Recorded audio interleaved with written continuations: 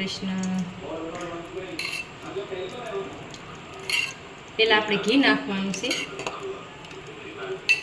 ઘીમાંય થાય, બટરમાંય થાય, તેલમાંય થાય.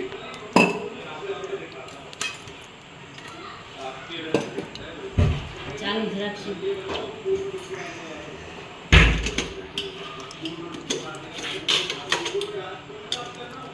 પછી નાખશું આપણે જીરું. તેલ આવી ગયા પછી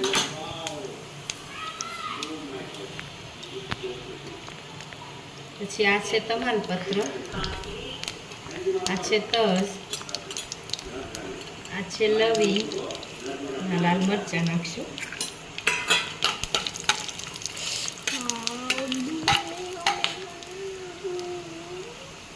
પછી છે આ છે લસણ ને સૂકા કાંદાની પેસ્ટ.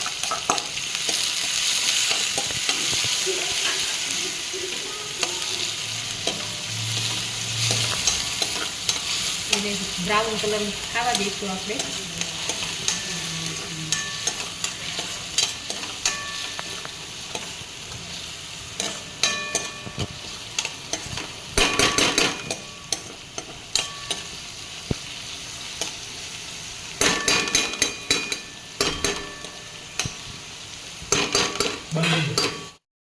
આપણે સૂકા કાંદા નાખશું.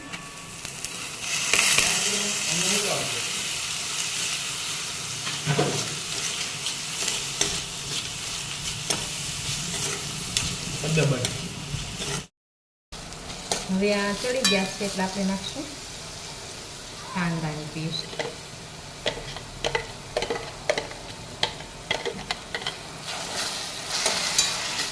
લીલા કાંદા હોય પણ અત્યારે લીલા નથી એટલે લાલ કાંદા નાખીશું.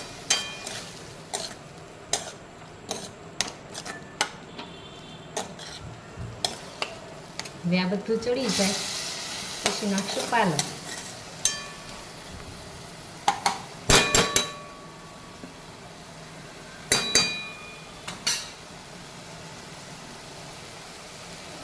નાખશું આપણે પાલક.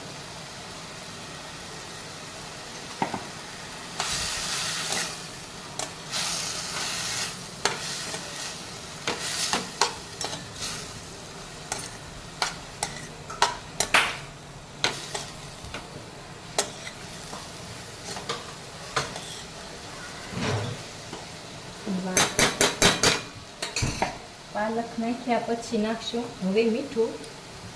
મીઠું નાખીએ એટલે ફટાફટ ચડી જશે. સ્વાદ અનુસાર નાખશું કેમ કે પાલકમાં મીઠું હોય એટલે માપે નાખશું થોડું. હવે આપણે નાખશું હળદર.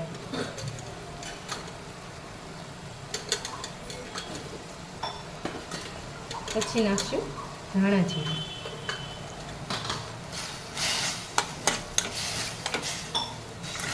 તીખું કરવા માટે આપણે લીલા મરચાં નથી નાખતા પણ રાજકોટનો જે તીખારો આવે છે એ યુઝ કરીએ છીએ.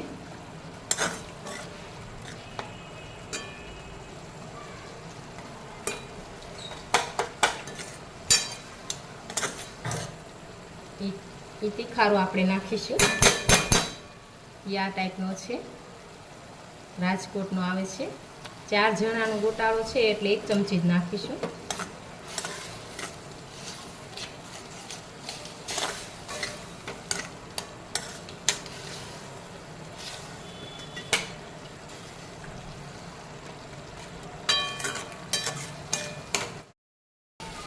હવે આ જો પાલકમાંથી બધું પાણી છૂટું પડ્યું છે એટલે આપણે ઉપરથી પાણી નાખતા નથી. જરૂર પડશે તો આપણે નાખીશું. આ ચીઝ અને પનીર બંને ભેગું જ ખમણી નાખ્યું હતું. હવે આપણે નાખીશું પનીર.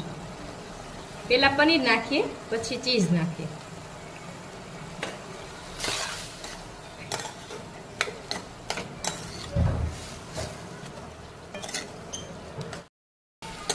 હવે આ જો પાલકમાંથી બધું પાણી છૂટું પડ્યું છે એટલે આપણે ઉપરથી પાણી નાખતા નથી. જરૂર પડશે તો આપણે નાખીશું.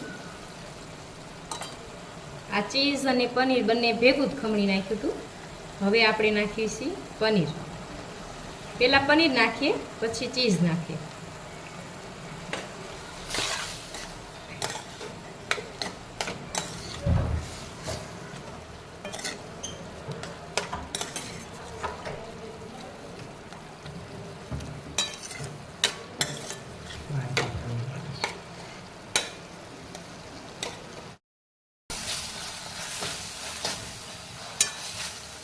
હવે આપણે નાખવાનું છે એક બટેટું, અડધું જ તે બાફ્યું હતું આપણે, એને છીણી નાખ્યું છે અને હવે એ આપણે આમાં નાખી દઈશું.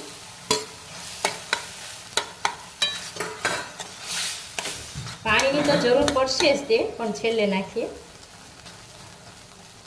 પાણી આપણે નાખવાનું જ છે. આ રીતનો ગોટાળો બહુ જ સરસ ને ખાવા. હવે આપણે નાખવાનું છે એક બટેટું, અડધું જ તે બાફ્યું હતું આપણે, એને છીણી નાખ્યું છે અને હવે એ આપણે આમાં નાખી દઈશું.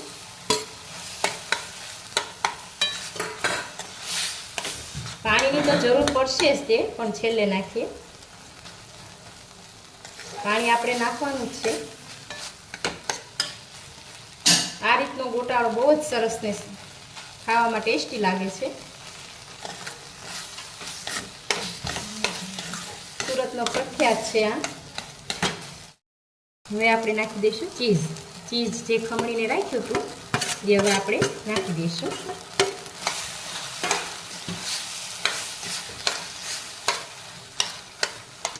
હવે આપણે નાખી દઈશું ચીઝ. ચીઝ જે ખમણીને રાખ્યું હતું એ હવે આપણે નાખી દઈશું.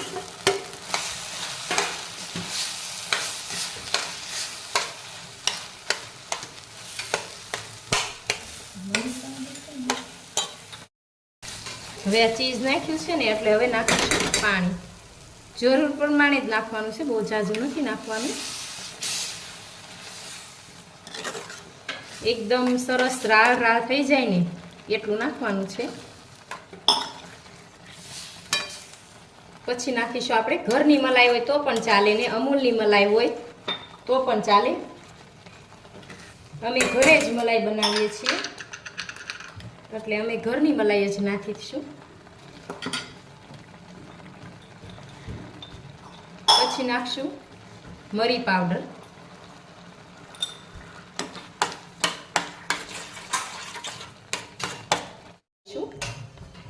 આવી રીતે આપણો ગોટાળો તૈયાર થાય છે. તૈયાર થયા બાદ આપણે નાખીશું લીલા ધાણા. પછી બની ગયો. આ જ રીતે હવે 5-10 મિનિટ આપણે 5 જ મિનિટ 5 થી 3 મિનિટ ચડવા દઈશું. આવી રીતે આપણો ગોટાળો તૈયાર થાય છે. તૈયાર થયા બાદ આપણે નાખીશું લીલા ધાણા. પછી બની ગયો.